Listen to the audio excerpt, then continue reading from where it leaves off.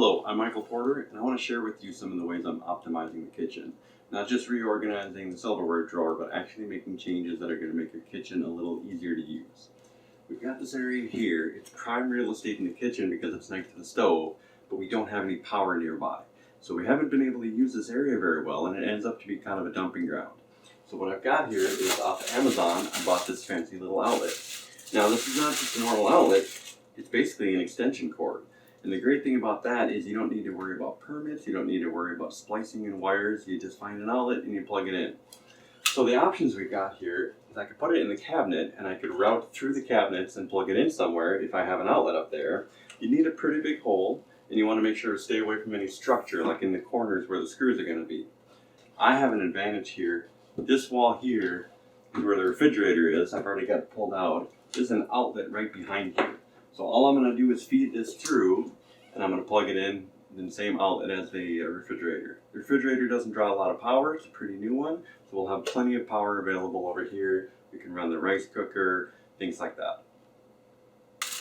Now my outlet strip here did not come with a template, so what I'm going to do is trace on the outside here, and then I'm going to see how I have a relief on the inside, to make sure we don't see any of the cuts on the wall, and I'm going to kind of basically measure that and cut to the size hole I need.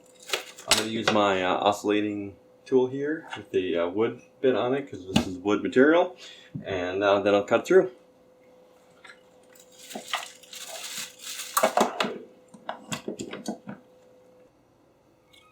So you can see here I've decided to mount it very high up on there. That way if we have objects sitting here we can still reach the plugs.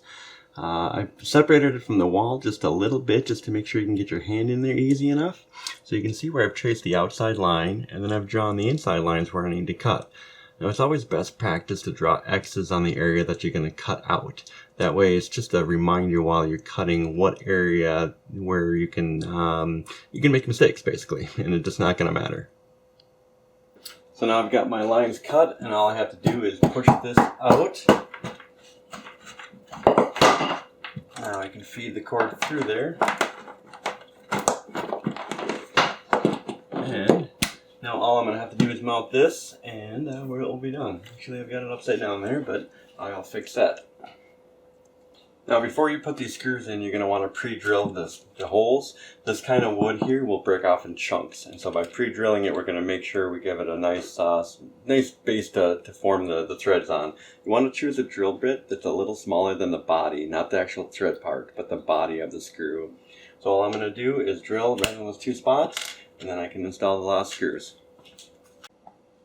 And that's it, we're all set. We've got outlets, I've got USB ports to even charge my phone while I'm cooking. All I have to do is put the refrigerator back and we're all set.